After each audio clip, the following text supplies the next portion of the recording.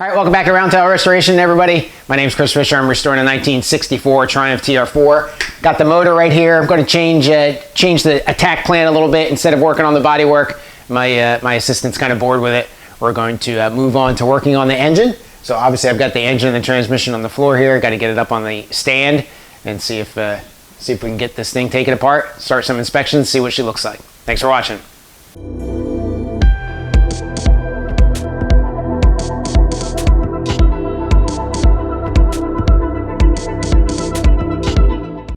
All right, well, not really what I envisioned here. Because I don't have that rear lift point for the motor, I can't lift it straight. It's coming up crooked. So what I'm going to try to do now is essentially break the transmission and the motor apart. If you can see, I've got just a little piece of wood support in the front and the back to try to keep it stable and not crush the oil pan. So we're working on getting the transmission off now. We'll get that off, hopefully. That'll come relatively clean. So, some new bolts on there. So obviously we've got some work done on this in the past, so we'll see if I find anything earth-shattering, but otherwise it should hopefully come apart. All right, so we're just going to kind of wiggle it back.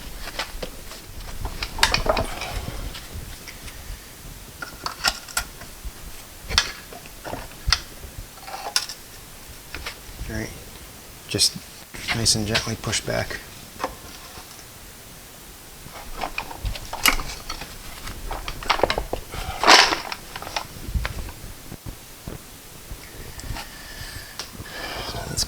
All right, do me a favor. Grab. I need another piece of wood. Just something that I can put under the front here so when it falls, it's not going to fall onto the concrete and crack. All right. There we go. Okay. What about this? What about what? That's fine. I'm all right with that. Here, now it's out of the way. All right, just give me a little bit of prying. Turn it the other way.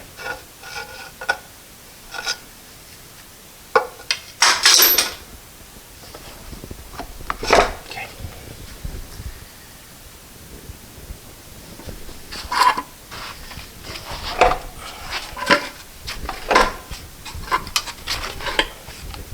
Oh, look at the size of that clutch, Jesus. Yeah. All right, hold on. So now what can we do to help you with the torque? Right, so I don't really have a longer ratchet, but I have a breaker bar. So the breaker bar will fit right onto the socket, but there's no ratcheting on it. Just gives you the moment arm, the leverage. Okay, that's it. Just get them all loose. That way, and then you'll go back to the ratchet so that you can do it faster. So do that top one, but do it kind of slow. Because like I said, I don't know if this thing's under tension or not. Hold on. Yeah, it should be all right. Go ahead.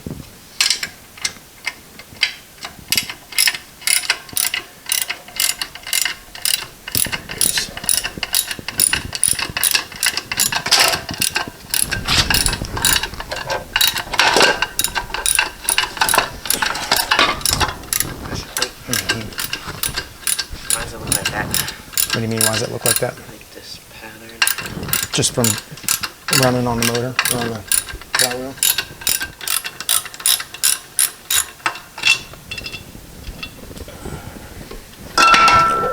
Made under one or more of the following British patents. And it lists a whole bunch of them. Made in England. Borg and Beck, baby! What? Borg and Beck. That's a good clutch. This is original equipment manufacturer quality here. All right, so that bolt is probably 7/8, I would say. And this also has lock tabs on it, if you can see it. See these? So we'll have to get a little flathead, not little, but pry the lock tabs away, and then we'll have to match up. I would say it's either 11/16 or 7/8, I would say. And we're probably going to, I have a 1/2 inch breaker bar.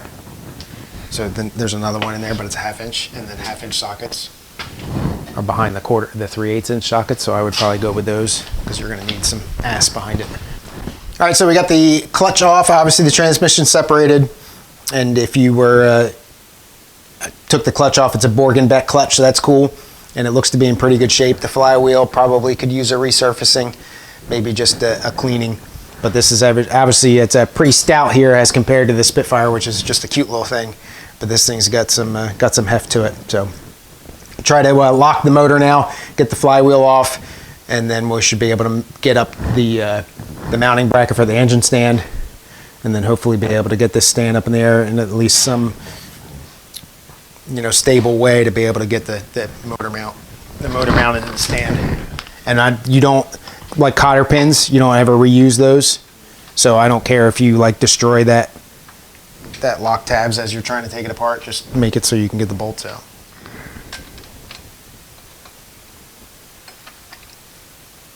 I'm going. Yeah.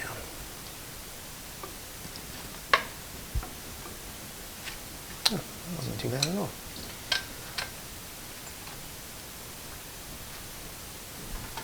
Don't jerk on it. Try to, unless you have to. There you go. Nice steady pressure.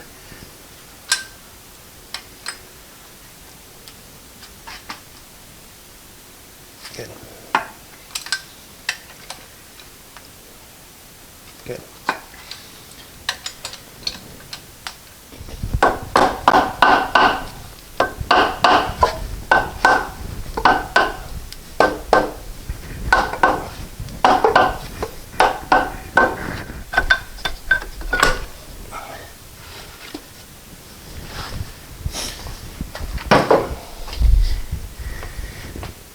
Pick it up.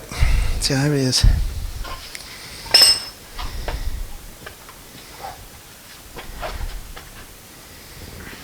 Pretty heavy. Heavier than that. Yeah. Yeah, let's get some weight to it.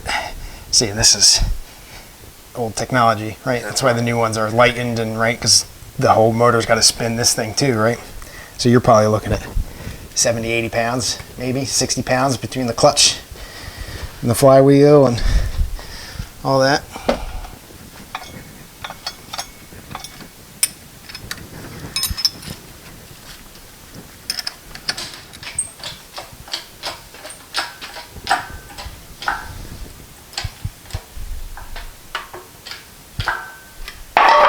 See, much better. See how it's balanced now?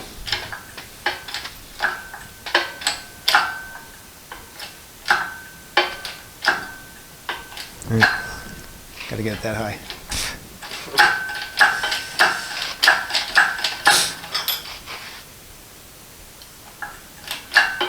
Halfway decent roll right there. I don't built it, or at least had it apart. I don't think too much happened. See how nice and brown it is? That should be more, well, it shouldn't be, but it could be more black.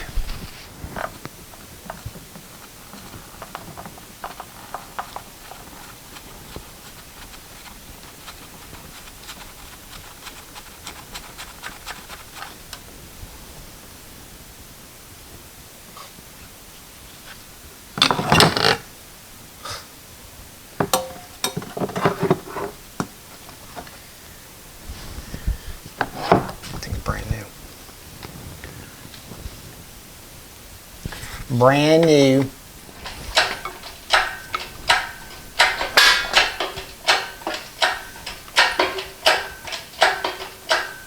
Good.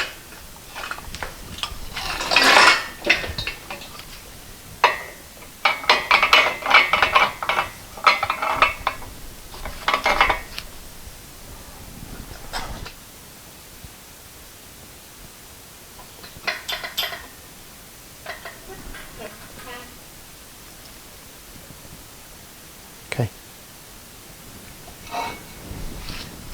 All right, so remove the gearbox and clutch assembly. We've done that. Place the engine on a stand or bench and dismantle as follows. Refer to figure 16. And from the left-hand side, which is where you are, remove the heater pipe, bypass hose, coil, oil filter and pipe, fuel pump, leads, and the breather pipe. So a lot of this is already kind of done. So This stuff needs to go. this guy, oil filter and pipe, which we did. in this, right? That whole thing there, right? So why don't we do that? So we need a flat-headed screwdriver to get these two guys off, right? We need the appropriate wrench and stuff here and here. That's fine. It's as long as the clamp itself looks loose. Sometimes I don't like those kind of hose clamps. But then that tells you right there how crusty and nasty that is, that it's been a while since the motor's been run. All right, next is the breather pipe, or the water pipe. So here, this guy, right? Well, it screws in with this nut. So you're gonna have to hold this one and loosen this one. And then it comes all the way around and comes into back here.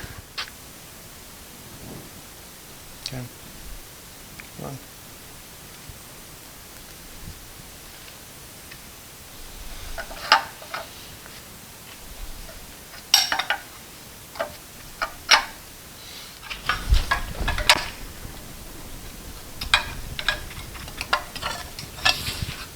Seeing this right here, that little bump, that's called an olive nut, and it runs up against this thing in here. That's like a cupped seal, and this is a cup seal, and then you literally squish that nut in between the two, and it pinches it in and makes it watertight.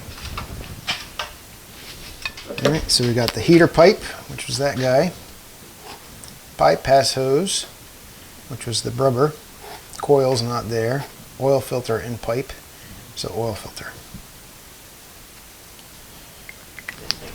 So this whole, the whole housing. So you got a nut there, and in that nut is this guy, which is the oil pipe that went to the gauge.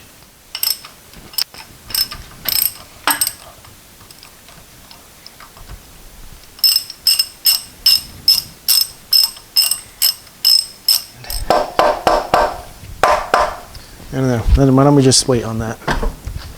We'll skip it. Fuel pump's gone. All right, fan belt gone. Water pump, where that'll be fun for you. Now you get to take the water pump off. So don't worry about the pulley. This bolt, that bolt, you're gonna have to use a wrench, and that bolt.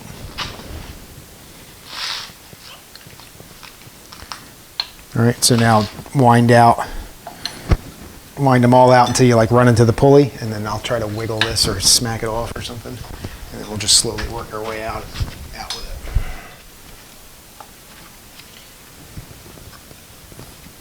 All right, there's the water pump. Go roundy. Just moves water, sucks it from one side and spits it out the other. So obviously for this stud to come out, right, this pulley's gonna have to come off, but I'm not gonna do that now. So what you can do is take your, why don't you go ahead and put them back on, stack them, washers and such, and then we'll take these guys off and get that whole thing off. All right, so what I'm gonna do is I'm gonna bang this way. I wouldn't stand right in front of it because if there's water in here,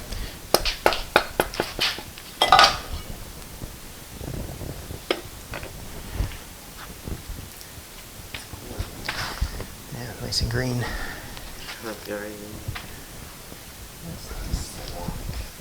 So this is the water pump housing, right? And that's the actual pump. Right. So there's that. Water pump, generator, and mounting bracket. So this is the mounting bracket for the generator. So that's got 3 bolts. They look like they probably are 1/2 inch. So those 3 can come off.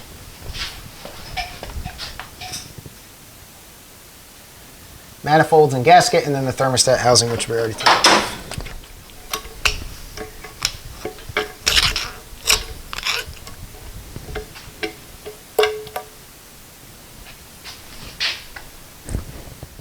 There's some problems here, right? There's some corrosion in there, but that's not horrible. But nothing looks broken, right? You should have, you may or may not have play in here, but you just want to do obvious checks to make sure that you don't have anything cracked or broken before we start taking stuff apart. These inner head bolts aren't going to probably need to come apart or need to be PB blastered like I did with these, right? Because they've been sitting in oil, all right? So first thing we need to do is take the rocker assembly off so that I can get to these bolts, right? So the rocker assembly is this long thing, right? And it's pinned here at the end. See this little end cap, and you got that little pin in there. You got a little pin in here. So if you wanted to get that all apart and get these rocker arms off, you'd have to peen one side here and get it all apart. I don't intend to do that today anyway. But we need to get the rocker assembly off, right? And it's sitting on these pedestals. Yep, so those 4 bolts can come off. They look like they're 9/16. Take them off and be set. These two, right? These valves are in various stages of compression, right? So you've got 2 or 3 springs inside of here, which is pretty amazing. So they're pushing against this thing too. So these bolts are not only tight because they're tight, but they've got some oomph behind them because of this, right? The engine's trying to push this whole thing up. Isn't leverage amazing? It's just, yeah, you just got to come up straight, that's all.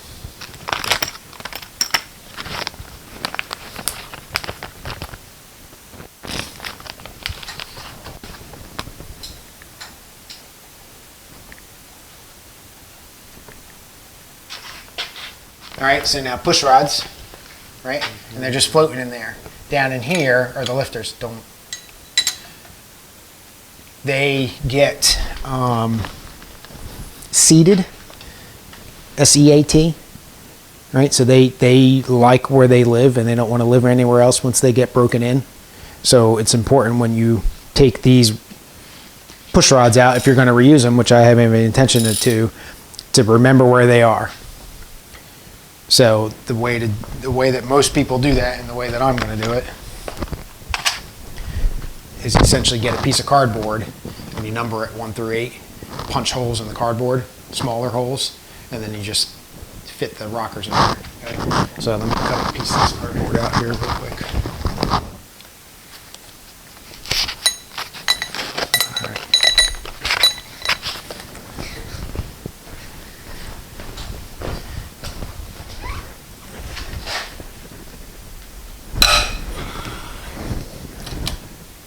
Now, heads get torqued down and heads get torqued down in sequence, just like a tire does. All right. So you'll go here, and then you'll come over here, then you'll come over here, then you'll come over, right? And it's so that it goes down flat and it gets torqued because it will flex, even though you would think this big, huge piece of metal wouldn't flex. To the torques that we're going to, it will. So it prevents warpage as you go down and a nice smooth seal. So break this one away. Right, and do it just like you would a tire. Then come over here, right? And then we'll go into the middle, right? And then we'll go here, and then like here, and then like here. In the workshop manual is a tightening sequence. The loosening is not as important. You're coming towards me, so I would come over here.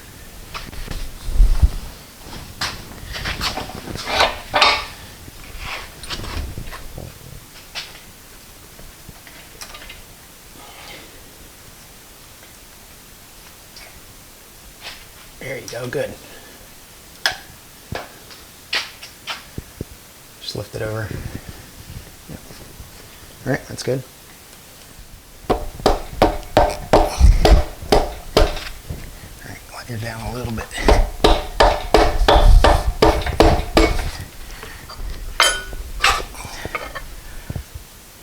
Keep going up. You got it? There you go. All right, guess I didn't plan that out very well, huh? Let's get it, try to get it over the workbench. All right, so look at stupid Triumph, right? This one's different than this one. These 3 are different than these. All right, there's like 4 or 5 different head studs. So you gotta remember where they all go. And you gotta pull them all back in right. That's like straight up grease. Very weird. Okay, so here's your lifters. All right, this one started to come out. All right, so the lifters are down in those recesses, and right underneath of that is the cam. So this is that wet sleeve I think I was telling you about. All right, so these will come out. The entire sleeve will come out. So I assume this is stock. One of the disadvantages of these is all of this gunk gets all into the sides and everything like that. All right. So now we're going to have to drain the coolant that's in there because I want to roll it over. kryptonite.